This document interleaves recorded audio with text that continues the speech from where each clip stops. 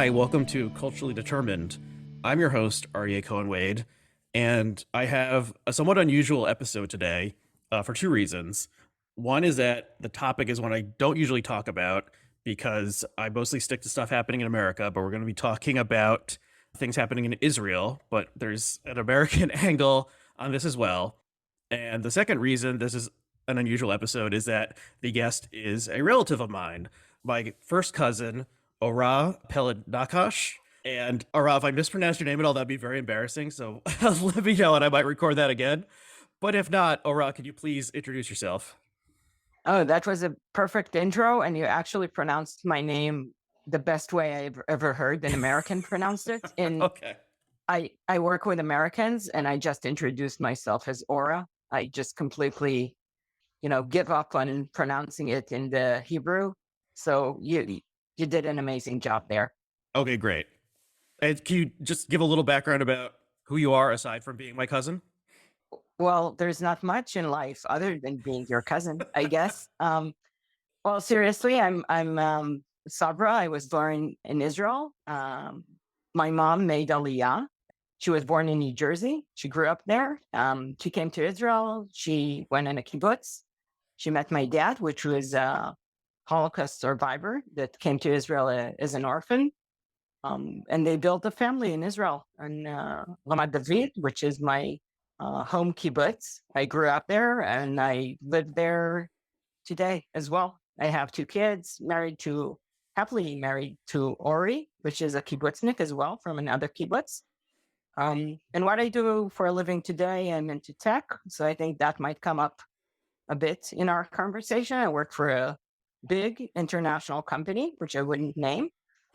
Um, my background is probably the most relevant part of it is my military service. I had somewhat an unusual service. I volunteered to the Navy, late 90s. So I ended up being the first woman to graduate from the Israeli Naval Academy back at 2000. And that was something that didn't happen before and was possible because Israel's Supreme Court ruled uh, kind of like explicitly opened the doors of some of the elite units of the Israeli Navy, Air Force, and Army in general for women. So that kind of like is the connecting tissue of what brings me here today and current events in Israel. Right. So, okay. So we're going to be talking about this protest movement that you are involved with that's happening in Israel right now. And yeah, just the fill in more of the background. Your mother and my mother are sisters, and so we are first cousins. And you, maybe not everyone knows that Israel has basically like universal compulsory military service. At age 18. And correct me if I have any of the facts wrong here. So men and women both serve, but women usually serve 2 years instead of 3 years, and then sometimes do something that's more like um, a community service kind of thing for part of that. So you are a path breaking person in in Israel, and I remember that our grandmother had a news clipping with a photo of you that she had framed in her house because it was national news that a woman had graduated from this elite program. And Oh wow. I don't think I even knew that part. I didn't know grandma had yeah, a I news clip. remember it was a Right. photo of you. You were sort of like, Interesting.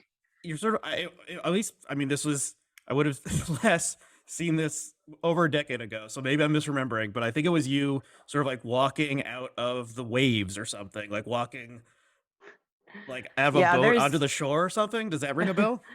yeah, it does. I mean, there's been a lot of it's funny to talk about it, you know, today, but there's been a lot of media coverage at the time. As you mentioned, it was, it drew a lot of attention Hmm. of the, printed papers, which was a thing at the time.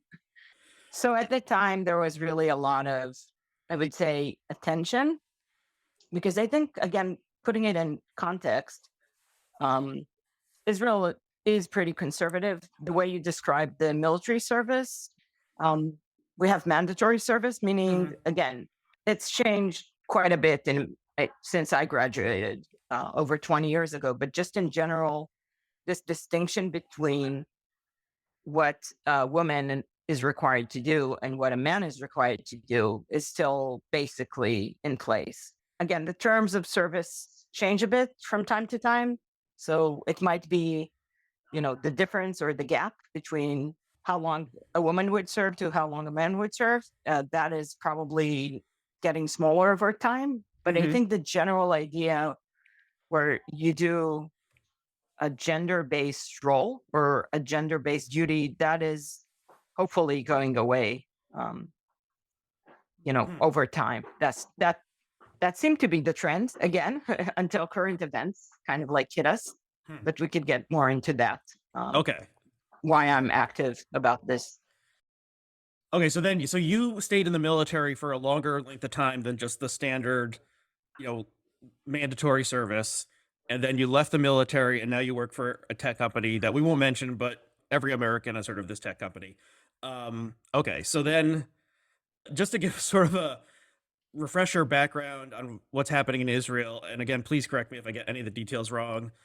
So Bibi Netanyahu has been the dominant figure over the past 15 or 20 years, I guess more like 15, in Israeli politics.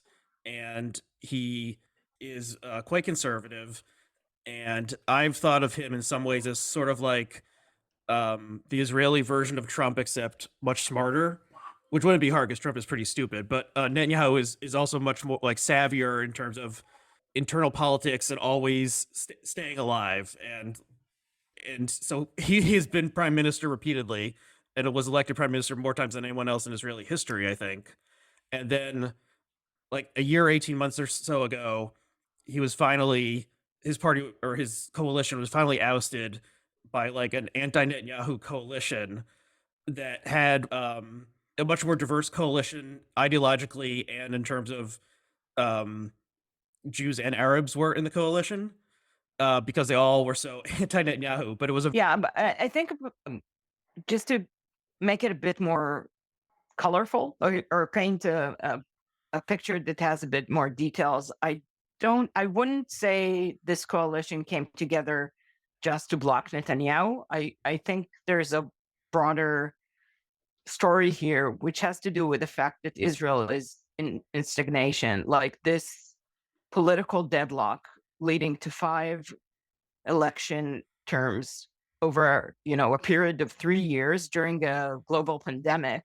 That is probably more than just a question pro Netanyahu, anti Netanyahu. It's more about, could we build, an administration or a government that puts the citizens first? Again, I'm probably sounding a bit political here, but this is all political. So right, and yeah, and so but they're you see kept what I'm on. saying? It's not about this guy or the other guy. It's the question: can we please move on? Could we build bridges over differences? Yeah, so Israel is a parliamentary system, and the Knesset is the legislative body, and you need a majority, and there's all these small parties, and so it's rare that a single party gets a majority. They usually have to have this coalition, and it kept on. And so there was either repeatedly a very narrow coalition that would fall apart, or no coalition was able to be put together, and so there were many elections, seemingly like every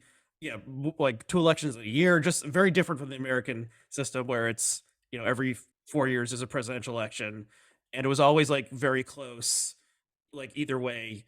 And then so finally this anti-Netanyahu coalition came together, and then that fell apart, and so there was a recent round of elections.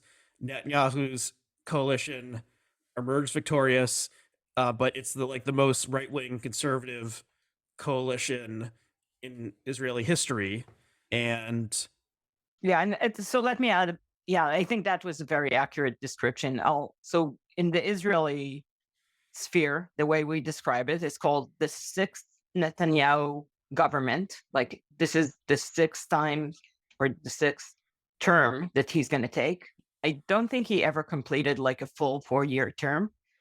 His administrations are highly unstable, but that also I think is kind of like by design, like the fact that when the coalition breaks apart and the Knesset kind of like votes to distribute itself, to speak, what happens is the power stays at the temporary government. Like, that administration is in place, like a transition period. So what happened in reality, we had Netanyahu in transition periods, probably for more time than, being elected. Okay. I don't know if these terms are the way it works in the US, but like you have between the elections in November to the Yeah, um it's very different in the US because like the Constitution says at noon on, this specific day power transfers and then that's it. Where yeah, so it's like if the election has happened in Israel, if the election has happened and there's not an obvious winning coalition, there's all these like negotiations between the different parties and there's sort of like a caretaker period that happens, but then it might all fall apart and then like there's another election. I want to tap into two of the points you just mentioned because I think those are key to understand what's going on in Israel, and I really like seeing it from the outside. One is the Constitution. So Israel doesn't have a constitution. We have the Declaration of Independence, which most people treat it as like our constitution, but it doesn't have any legislative power. Like it's not a formal document that has it's not bound to any law. It's Mm-hmm. just like the spirit of the country. So that's like a gap we have. And there's been voices over the years saying we need a constitution. Um, Again, without being too political, Israel doesn't have declared boundaries in some of it. West Bank annexation, all The that borders, yeah, the borders borders. are Yeah, contested. yeah, Everyone, yeah. yes, exactly. Yeah, so I think we're as the parent, I know boundaries and borders are important. We're lacking some. So that's one point. And the second point you raised, which I think is super interesting and relevant, is the transition of power or the lack of clear way to transition power. And again, I could go on a tangent on this one, but just in general, I think the way the Israeli political system has been set up had a lot of norms built into it.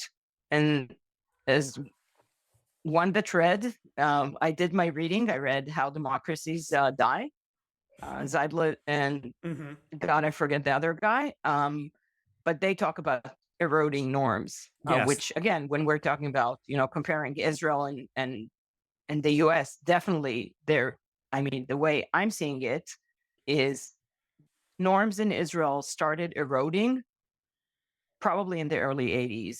Um, Hmm. there was a peace protester killed by a hand grenade from an extremist. Like this is in Israel, that's considered like probably the first political assassination or the first act of political violence. It's probably not true, but it's kind of like where people draw the line of Hmm. division. Like I think it was definitely during the first Lebanon war, probably around 82. Peace protesters in Jerusalem, and someone threw a hand grenade against the protesters, and a person was killed. So that's early in the 80s. But since then, and when you talk about the rise of Netanyahu, and some people, which are old enough, me included, to remember, was the Rabin administration from 92 started the peace process, the Oslo peace process with the Palestinians, Mm-hmm. which was highly controversial. Again, that coalition had a very narrow margin. And we'll take a point on Aryeh, which was now, ruled out, but he was part of that coalition as well. Huh. Aryeh was on Rabin's government. Oh, I didn't know And that. Yeah, so there's this yeah, guy that's who's I guess was like we kicked out. could go on Deri all day. Yeah. Yeah, kicked out of Netanyahu's coalition and it rose to like international news. The Times was reporting on it, and this guy's name is also Aryeh. And there's not a lot of Aryehs in the news, so I was somewhat paying attention to this particular guy who's now a right wing. He's not Likud. He has his own party, right? It's like a religious party or something. Yeah, he's But this plays in. already. The Yeah. reason he was kicked out plays in because there's like a rule or a law that if you have been convicted of a crime or a felony, then you can't be like in the cabinet or like a minister position. Is that right? Yes. Yeah. There's again. That's again going back to norms. Like there's a court ruling saying that if a minister has an active police investigation against them, they need to resign or something like that. It's not bound in a law, like it's not written, but it's, a precedence. I think that would be the word to Mhm. describe it. So what happens is Netanyahu could not serve as a minister, but he can serve as a prime minister. Like there's a loophole there, if you see it. Like, Okay. you see what I was saying? Like Yeah. he doesn't meet like the minimum requirement to serve as a minister in terms of like, the ethics or the what's required by law.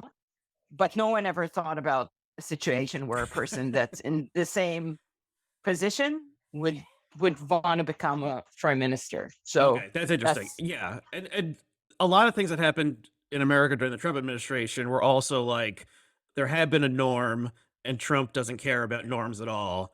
So he destroyed that, and it kind of showed how, yeah, how much of like government was sort of these not laws, but just like the things that were expected, and it was like relying on the personal virtue and like ability to be publicly shamed of the politicians to keep these things going. And so like no one had ever tried to rally their supporters to storm the Capitol before during the counting of the electoral college votes. Like they never thought that would happen. So there was no like specific law like against that. And then Trump just bulldozed through that. yeah. So I'll go back. Rabin being the prime minister, starting the peace process, this being highly controversial. Yes. In the midst of everything, a lot of demonstrations, a lot of resistance, many terror attacks as well. But in the midst of all this, Aryeh, is member of the coalition, has been mandated to resign by the court, and that breaks Rabin's coalition, to speak. So later on, he looks for ways to put it back in place, but he has to fire him because that's what the court says. Hmm. Fast forward a few months, um, November 4th, 1995, Rabin is assassinated by a Jewish right wing extremist. Hmm. But that was after a very long period of, I don't know what the word for it, I should probably look it up, but there was a lot of debate and like inflammation around, and I'm not sure I'm using the right words to describe this, but this was not like a single person acting on their own.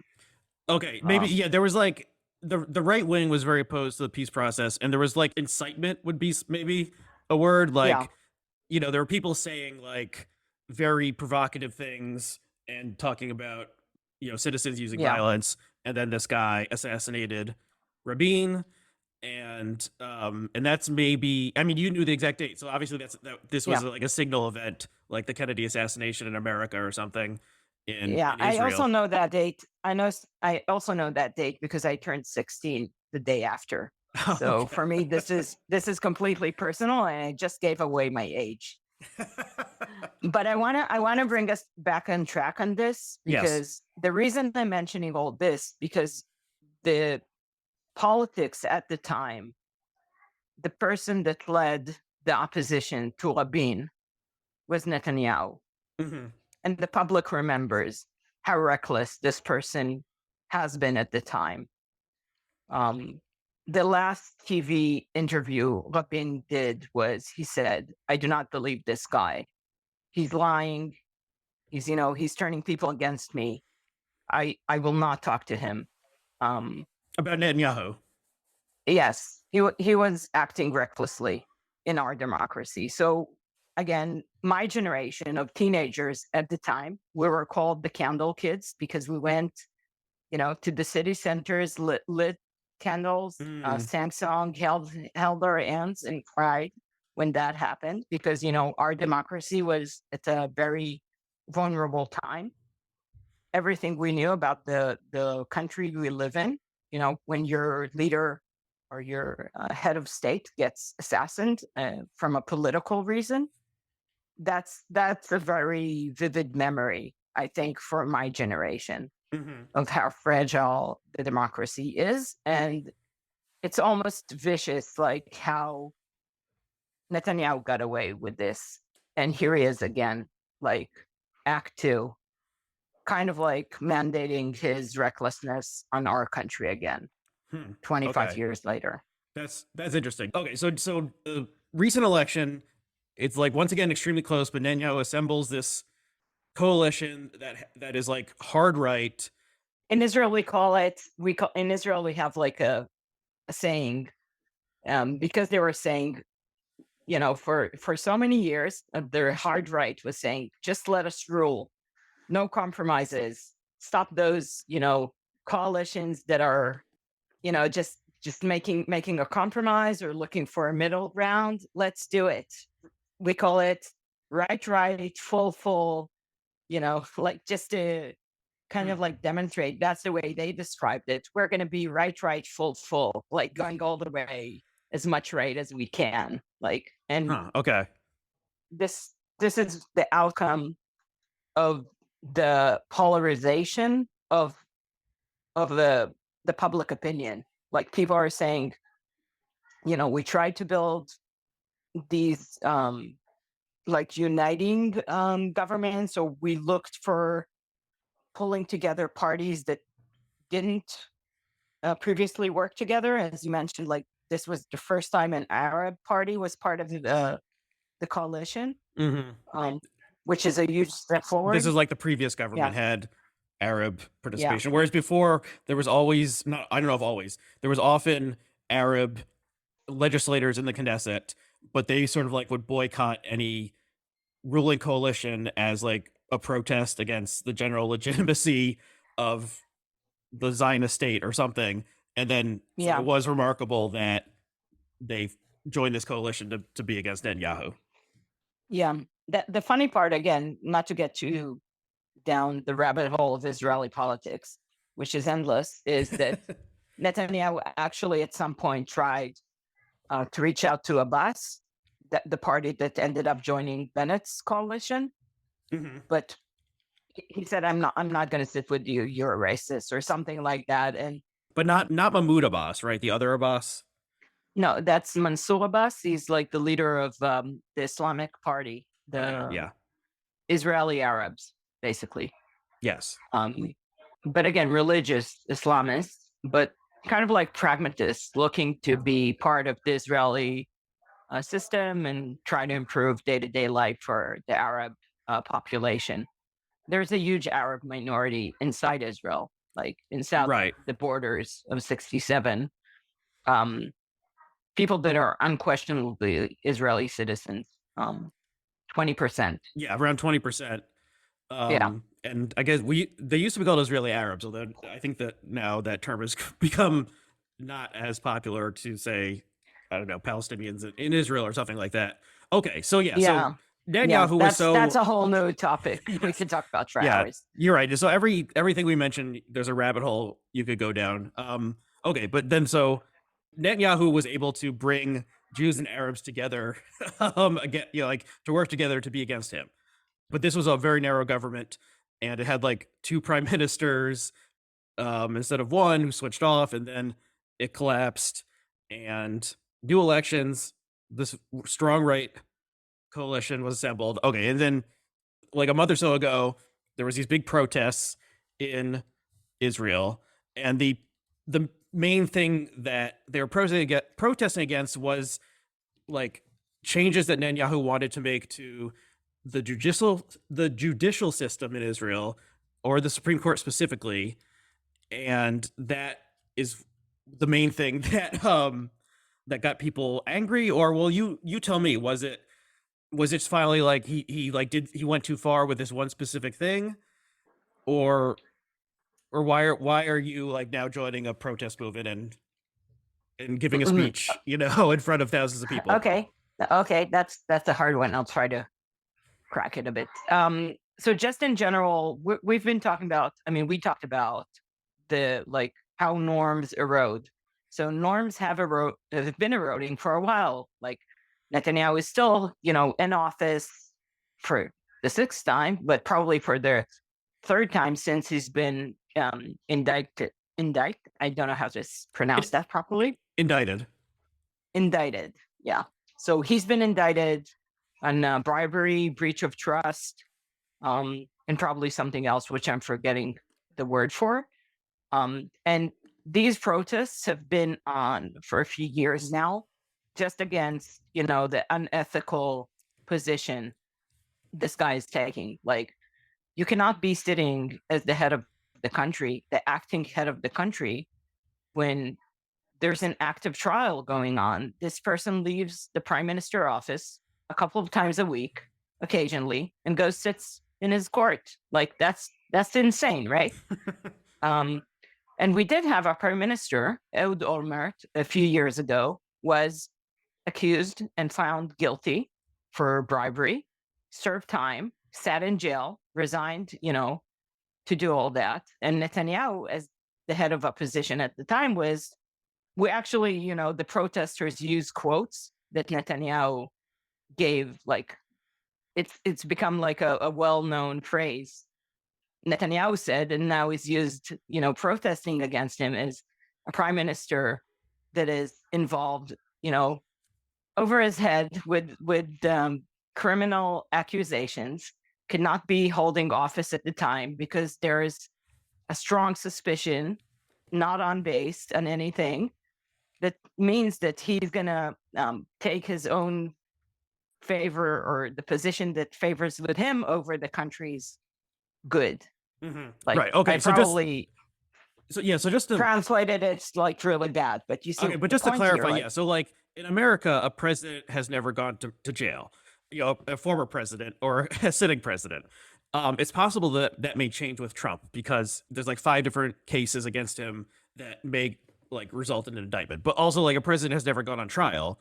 You know, a former president has never gone on trial in America either. So there's a huge norm against it, and there's people who don't like Trump who are still worried that indicting him would be bad because it would like be too radical or something. That's not the case in Israel well, and because Ehud yeah, we Olmert. also have a president. We had a president, which is that president is more like an honor position, but Yeah, so Israel has the prime minister is the head of the government, and then the president is the head of state. We don't have that in America. They're both the president serves both those roles, but right. in a parliamentary system, it's often the president is like either appointed by the king or queen or is the king or queen themselves. You know, the head of state role, and Yeah. like Israel doesn't have a monarchy, neither does America, but there's a person who's sort of like a respected figure who is has that role of president. And so like in, you know, in the UK they go to they used to be the queen, it's now the king, you know, the prime minister, to say like I'm forming a government, and the king or queen says okay, that's good. It's just mostly ceremonial. And in Israel it's um like an elder statesman sort of role that someone does. So we don't have that in America. But yeah, but Yeah. so Ehud Olmert was just convicted on like corruption charges and went to jail. And Moshe Katsav was the president when he got accused of multiple sexual misconduct or mhm, rape and sexual assault. He actually stepped down because of those accusations. He was found guilty and he served time in jail. And at the time, um, I think many Israelis, I mean, I personally do take pride in this system that says there's one law in Israel. Like the fact that you're a prime minister or a president does not mean that the law does not apply. And why are we talking about all these aspects? Because at the moment, this is exactly the breach we're seeing with the actions Netanyahu is doing. Like obviously, if you've got an active trial going on against you, you cannot be messing around with the system as that goes on, right? That's just not done, I guess. So this I think is kind of like at the core Hmm. of the civil uprising that we're seeing, like people saying, "Hey, that's not how the game is played." Um, there's a bunch of things going on around this, like um, oh, attorney general. I think that would be the right term. She's like warned Netanyahu from actively participating in any of the discussions going on around this. Like he's got a personal conflict of interest, Hmm. literally on this thing. Like you cannot be talking about the way you're going to be promoting judges when you have a judge, sitting on your case, mister. That's not how this democracy game is played, I Hmm. guess, to put it in plain English. And like Israel is a young democracy compared to the United States. Like, it was founded in 1948. But the fact that they can send a former prime minister and president to prison, you know, whereas in America, that like Israel gets better grades in terms of treating everyone. In this particular instance, everyone is treated equally before the law. I think Israel does better than the United States on this one. Okay, so Netanyahu wants to do this like quote unquote judicial reform or something that it's complicated, and like I guess it's like complicated on purpose to try to like confuse people about what's happening, but it seems basically like a power grab, and it would make it so that the Israeli Supreme Court, which is very independent and I guess more independent than the US Supreme Court is in various ways, would like its decisions could be overruled by the Knesset, the parliament. Is that right? Yeah. So again, just to kind of like give you a crash course in Israeli democracy, we've got three arms to the system. We've got the government, which is like the operating. I mean, that's the way we call it in Hebrew. I'm probably not translating it accurately, but the operating arm is, the government, prime minister, ministers, Hmm. offices, administration. We've got the legislative system, which is the Knesset. We only have one house of legislators, um, only 120 people. If you've got 61 on your side, you build a coalition, you swear in the government, everything goes through the Knesset. But again, without getting into too many details, over the years, the government has completely took over the Knesset. So it almost became like the checks and balances we had there between the Knesset overseeing or supervising the work of the government that is eroded over the years from understood systems, right? No government wants the Congresses or houses slowing them down, asking the hard questions, looking into their actions. So we have that side being weakened over the years, Hmm. and the third arm is the court, and the Supreme Court is almost like the last balance or the last you know break when the government wants to do things. It's going to be the Supreme Court.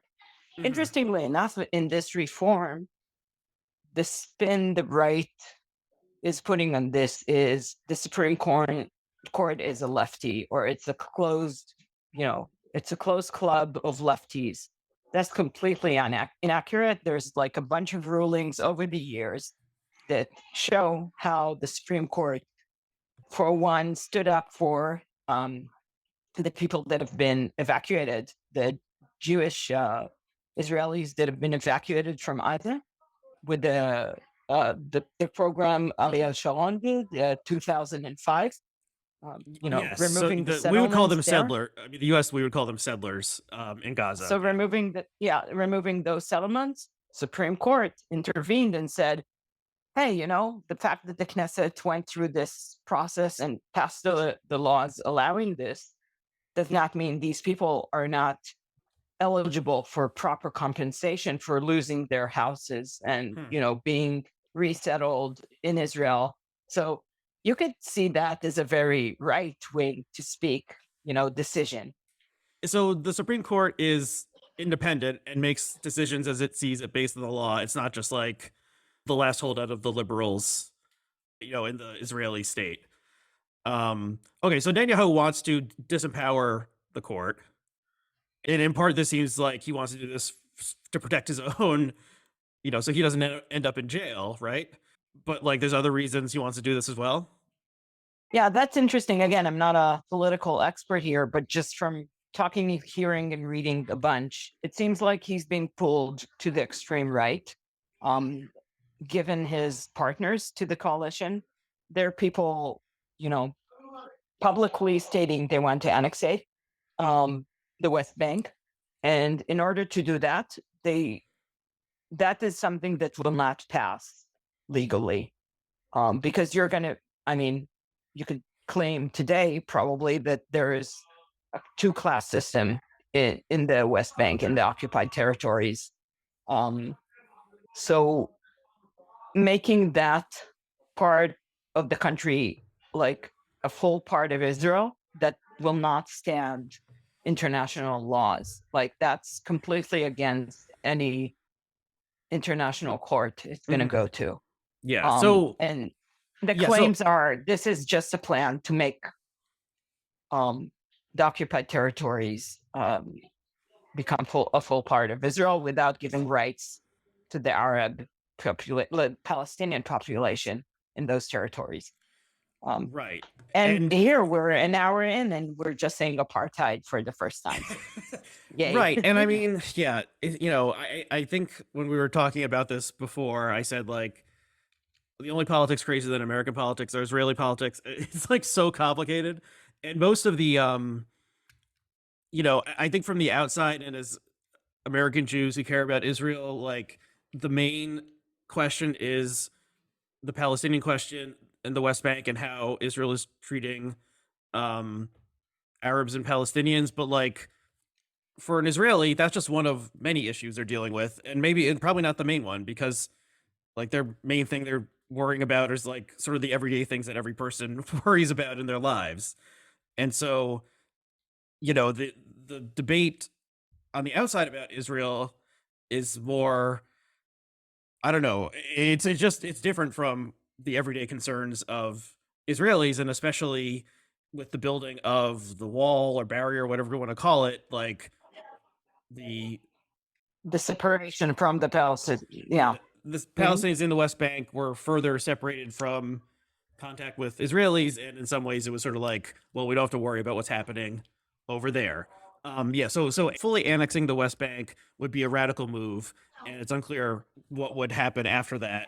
Like, would Israel like become an international pariah state in the way that like North Korea or Iran are now, or would it spark like a regional war? It's unclear. So that'd be like an incredibly provocative and risky move. But at the same time, like from the American perspective, people who are critical of Israel, like this has just been happening in slow motion for decades now, of like further and further encroachment into the West Bank, and more like land being given to Jewish settlers and so forth, and like life getting worse and worse for Palestinians. And so I think the way we look at it, and when I say we, I probably mean 90% of Israelis, Jews that live within the 67 borders. Mm-hmm.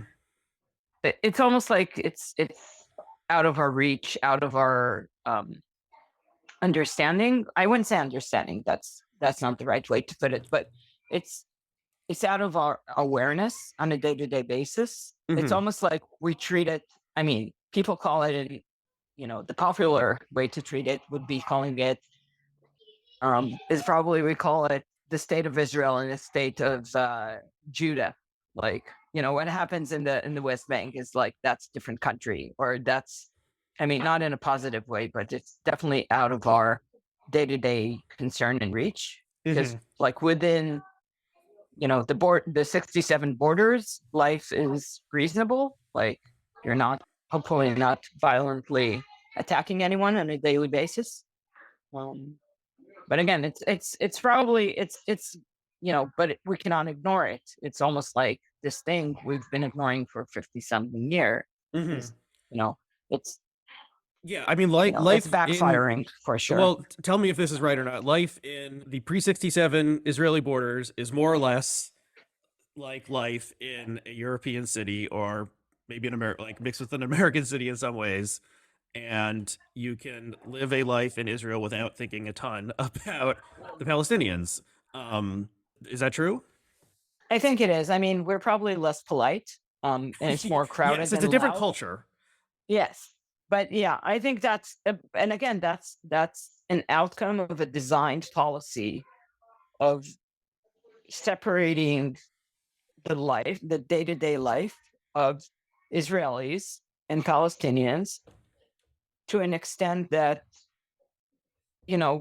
we started talking about Rabin and the Oslo peace process. That no one even says peace anymore. It's just about managing the conflict, quote Hmm. unquote. Like, it's just, let's keep this, low key as much as we can. But this, the problem, I don't like to call it the problem because we're talking about people, but they're not going anywhere. Like, there's 3 million Palestinians between the Mediterranean and the Jordan River. What's our plan for those guys? Right? What are we expecting is going to happen? Hmm.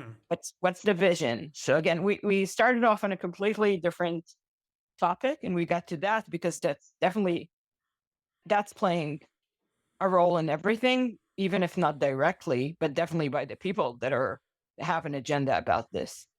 Right. Yeah. And so the like Netanyahu's coalition includes, ultra right wing Zionists Settlers, and people who yeah. want more and more settlements, and the You could argue they're post-Zionists, because being a Zionist, let's go down that rabbit hole for a minute.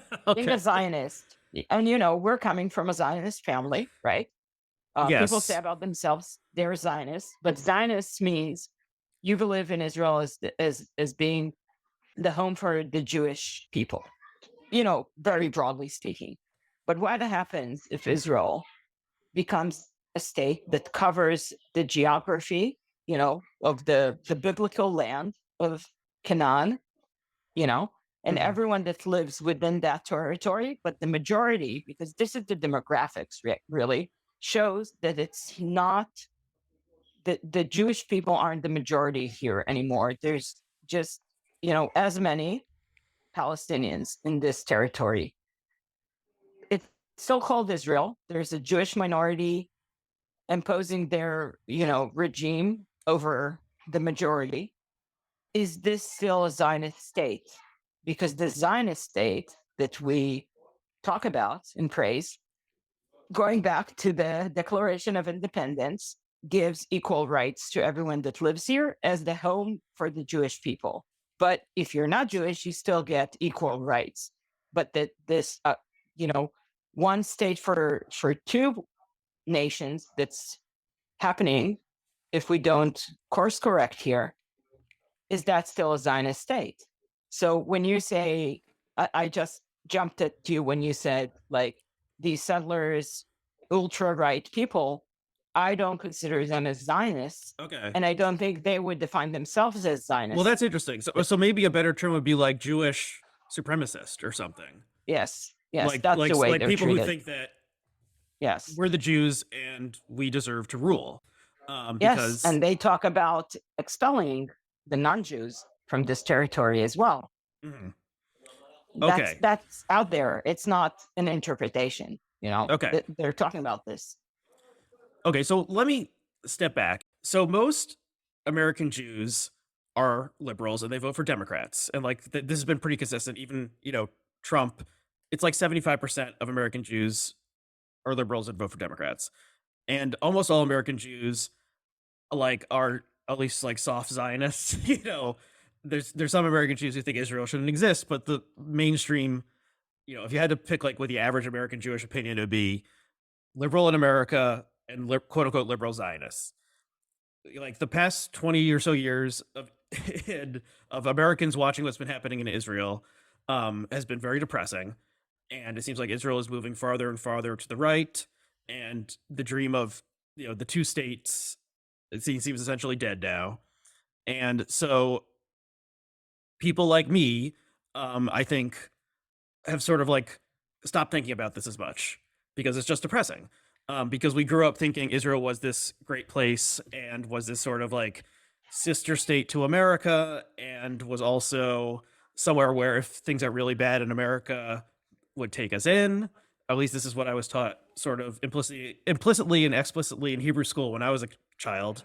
And then Along with shalom, right? yes, they taught us how to read Hebrew so we could be bar mitzvahed. But they never taught us how to speak it, or at least I never learned how to speak it. Yeah, so the past decade plus, it's just been like, well, this is depressing. I don't want to think about this too much because it's too upsetting to think about it, and everything is a mess there, and it's just getting worse. And so I'm just gonna like disengage from. I'm not gonna go around saying yes, I'm a liberal Zionist because it seems like a harder and harder position to maintain because of the facts on the ground and the way Israeli governments are treating the Palestinians. And so I think there has been like we've had plenty of our own problems in America here too, um, before Trump and during Trump, and it just sort of seems like, and especially people my age and younger, we don't have the connection to Israel that our parents did. Certainly, I mean, your mom, born in New Jersey and moved to America, or moved to Israel rather, and I think there's fewer. If you're an American who's moving to Israel today, like it's sort of like, like why do you want to go there? Like, do you want to become a West Bank settler or something? So yeah, it's just like it's messy. It's like extremely personal for a lot of people. Like, I think this is true. I don't know if you've heard this story. Maybe this is a family legend that our grandparents met at a Zionist dance in New Jersey during World War II. Um, so if our just the idea of Zionism is like within our bloodline in this weird way. So let me offer I would say, let's call it a refreshed connection, reconnecting with cousins, Yes. with Ora and Aryeh. So I'm in the tech industry for a few years already, over a decade. And once in a while, I attend a big tech conference here and there. We have a very vivid local tech scene, which is outward looking, many international funds, active VCs, a lot of things go on here in Israel. And I go to a conference. I go to a place called the House of the Zionists of America. It's just a conference hall. And I go there and I see the plaque with Henry Rosenbaum, our grandfather, engraved there. Our great grandfather. So our Great grandfather, sorry. our great grandfather was prominent American Zionist, and donated money and was an activist in America.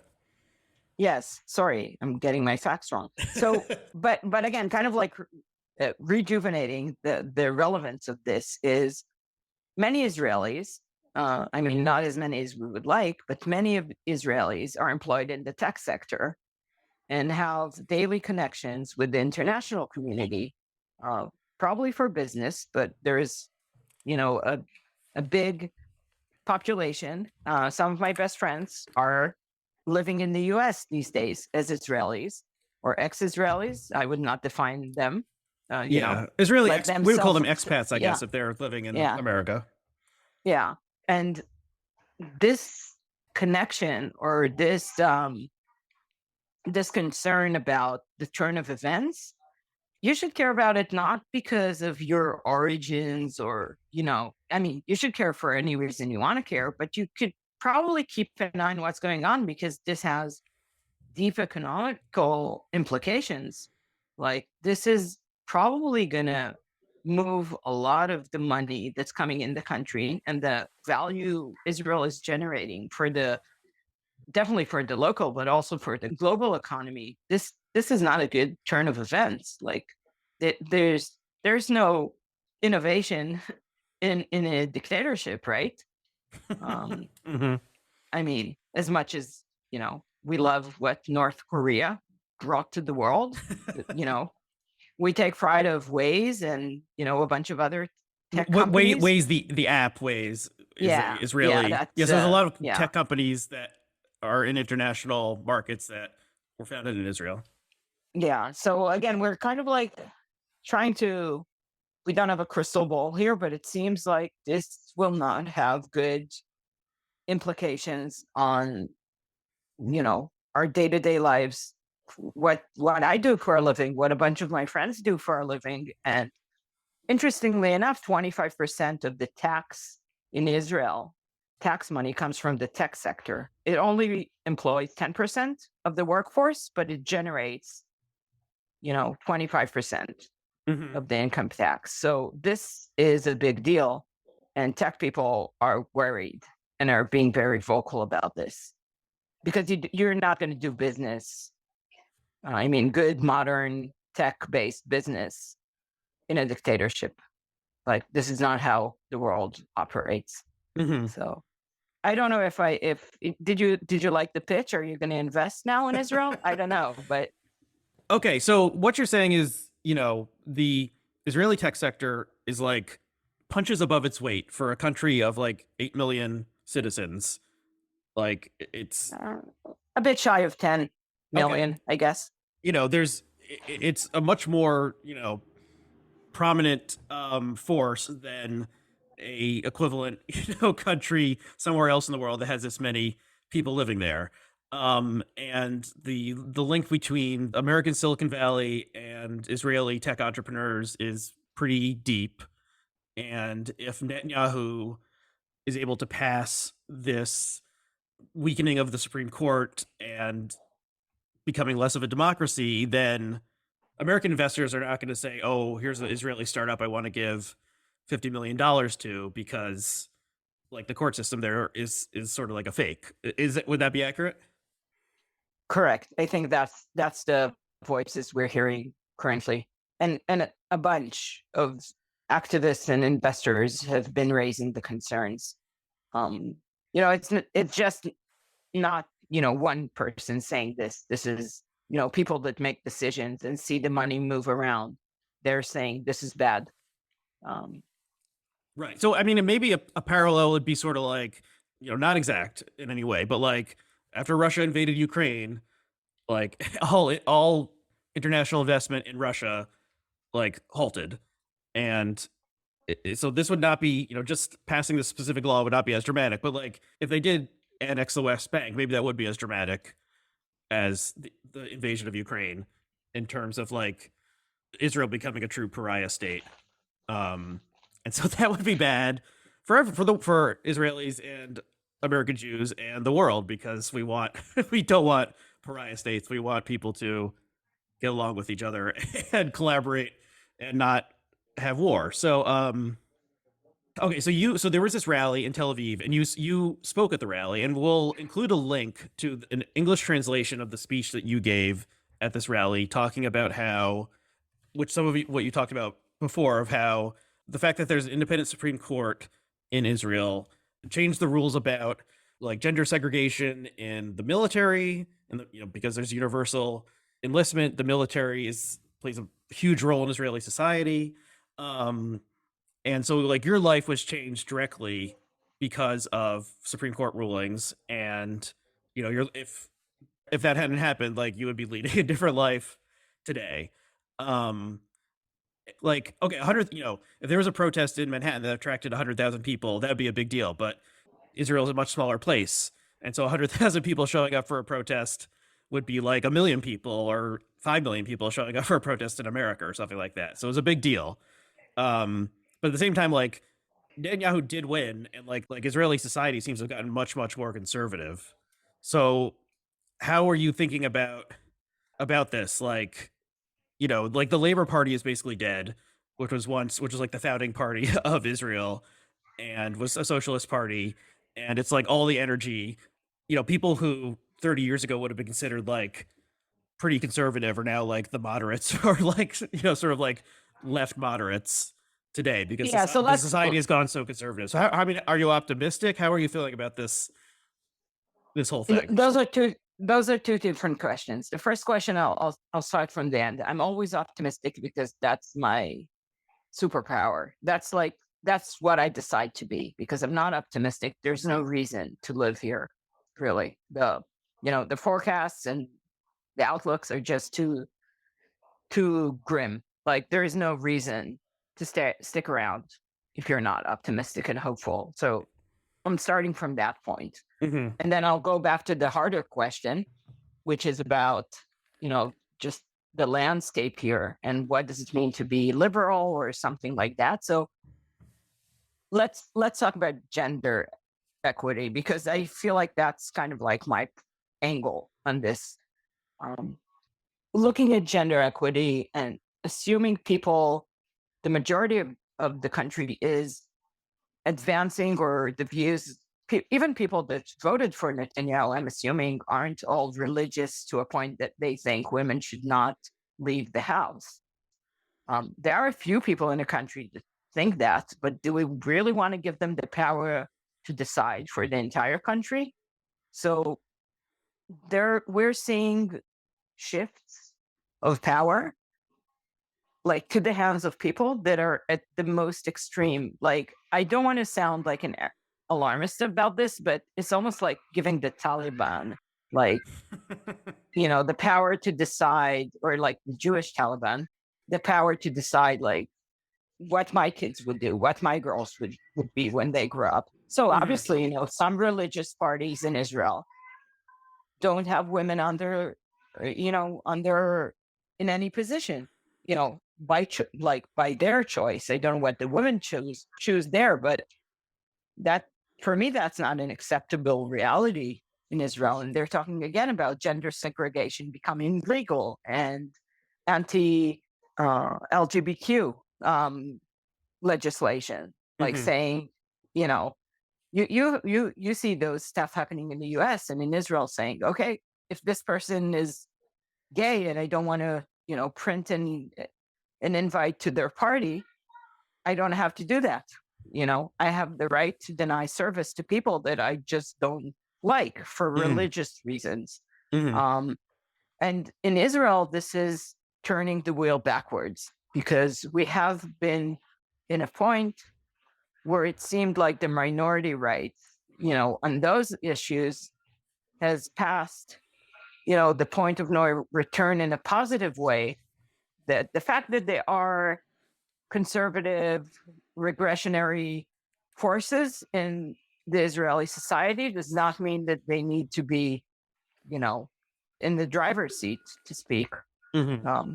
But in the current turn of events, and we always have the Supreme Court, right, to rule for gay partner rights, as they did, like back in the 90s, saying, if you're employed by the national air carrier, El Al, that's a real story, and your partner is same sex, and not a wife or a husband, they still get the rights they would have. Mm-hmm. And that's a Supreme Court ruling from the early 90s that was a very, kind of like broke the broke open the way for legislating, LGBTQ rights in Mm-hmm. Israel. And Mm-hmm. again, a bunch of examples on how, when the power shifts, again, we're going back to the transition of power. So the power is shifting, politics changes, but are there still things that are fundamental enough in our non-existent constitution that we're not willing to turn the wheel back on? So that's what gets me, to protest and to speak up, is the fact that we're not going back. I mean, I do not want to raise my kids in a country, my girls, my daughters, in a country that offers them less opportunities based on gender. That's just not acceptable. And I think the reality we're heading, if we don't act, is exactly that. Because those voices are not in my head. Mm-hmm. I've got other voices in my head, but these voices are not in my head. Those are completely out there. Uh-huh. And I'm referring to that in my speech as well. The Mm-hmm. fact that we're not going to go back, Mm-hmm. not being present in the public sphere. Uh-huh. Okay, we've been talking for a while. I feel like we should probably We wrap have. up. And we've gone down various rabbit holes. And I'm probably going to edit out at least some of the rabbit holes because Oh, please do. Please do. Yeah. There's just too much there, I think. yeah, I mean, anyone talking about Israel could talk about it for a very, very long time. For a lifetime, right? Yes. But in summing up, is there anything you want to say before we close things out? Yeah, I think as history is kind of like changing or like happening, eh, as we speak, and since we talked yesterday to until today, things are moving fast. It feels like a very crucial time window. Like we're driving towards a cliff. Um, and we're kind of like looking for ways people could help us, hit the brakes on this one. Hmm. So if you care about Israel, if you have connections in Israel, you do business with Israelis, you care about your cousins, I don't know, um, any of the above, all that apply. Just inform yourself about what's going on. I think most Israelis are not comfortable with what's happening with, this direction of Israel becoming just a formal or a democracy by name only. This is not how we see our country. We're not okay with this. So don't see Israel through the lens of the government, but reach out, hear the voices of the people, um, get interested. Uh, Hopefully, we could raise attention, and people that care about Israel could help us, hit the brakes just before we drive over this cliff of autocracy, I guess. Yeah. And sort of what we haven't said explicitly is like America has acted as Israel's big brother, patron, sort of like vetoing resolutions at the United Nations and so forth. And so um it seems like if Biden or something or Tony Blinken, the Secretary of State, said to Netanyahu, like, no, you can't do this, then that has a lot of power in Israel. And yeah, so American Jews, if they care about this and make noise about this, like it can have an effect because America is still not Israel's protector exactly, but like, how do you see America as an Well, Israeli? I know very little about American politics, but it's almost like we cannot do without. Like big things don't happen without the U.S. approval. So APAC is becoming vocal about this, and APAC is like the best supporter of Israel. So if your big brother or sister is telling you, hey, this is an intervention, something bad's happening, you're using substance or something, you're getting high on power, which essentially I feel is what's happening. We should probably take note. And there's, again, without making this a BDS issue where like external parties or countries or governments intervene with what's happening inside Israel, there is in fact a lot of involvement happening already from the right wing. Like a lot of this is being driven by external forces. Again, not to go down another rabbit hole, but just in general, I think the U.S. When Biden speaks, I guess Netanyahu listens, and it seems like again voices are starting to rise in the U.S. about this. So Okay, it's I a didn't good realize that signal. APAC is weighed in on this because what it seems like to me is that APAC basically more or less toes whatever party line the is happening in Israel. So like if it's Netanyahu, they'll more or less do what Netanyahu wants. If it's Ehud Olmert, they'll do more or less whatever Olmert wants. And in the past 10 years, since it's mostly been right wing governments, APAC has pissed off a lot of liberal American Jews as being seen as like just doing whatever Netanyahu wanted. So if this is like a bridge too far for APAC, then that's a sign that Yeah, this is really getting out of hand. yeah, Yeah. not many people outside of Israel are going to be happy about this. Like once if the Israeli government can piss off APAC, then then like things have really come to a sorry state. Yeah, okay. Well, but this is like this protest movement is a month old, and like you don't have, and you're involved in it, but like this is early days, and there's no like website we can send people to. So I'd say follow independent Israeli media. Again, not to get into how Netanyahu is also trying to rig the media. That's in the playbook of killing the democracy, as we know.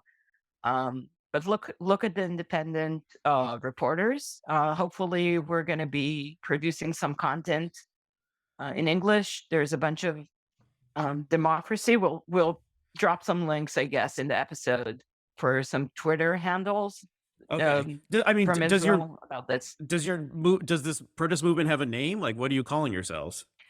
It's just the protest movement currently. Honestly, it's been like dozens of small organizations just coming together recently and saying, okay, this is too big for us not to be operating together. And it has so many different fronts and so many different groups. Like I started with the people from my naval unit. They started forming, like the alumni. We started, huddling together. And there's the women's movements, and there's, just name it, a bunch of others, and just citizens from Haifa and, from all around. So this is catching and growing. Okay, well, so And it's it like doesn't really matter which one of them you're gonna be following. Just in general, the general okay. democratic protest. Okay, that's interesting. I mean, it reminds me somewhat of like the Women's March in the U.S. after Trump was elected. This organization did not exist when Trump won, and then they managed to, bring millions of people to D.C. like 2 months later. But having a good name is important when you have any sort of movement. So maybe you guys should be thinking about something. I have no idea what it would be, but having a good name or acronym or something is helps with. Hey, I'm on the Israeli Democratic Roadshow. That's the way I call my current effort. So Yes, I'm glad to speak to anyone that's interested. the democracy movement or something like that would be a term, because you do eventually need like a website to point people to or something, or Yeah, there's probably content. I'll share links. I'll look it up a bit and share with you so you can post. okay, cool. Anything else you want to add before we say goodbye? I think we did plenty. I think we did just a zillion topics. I honestly I feel sorry for you for having to edit this thing. Well, yeah, I hope Hopefully you're happy with it. this is yes. We went into a lot. There was a lot we didn't cover, and this is not the normal stuff I talk about on my show. But hopefully, people who are still listening got something out of this. I've learned something, and if they're interested, we'll continue to seek out information. Okay, well, Ora, cousin, thank you very much for coming on. Thanks for having me. and talking about this stuff. A pleasure talking to you. Yeah. And thank you to all of the listeners out there, and we'll see you again next time.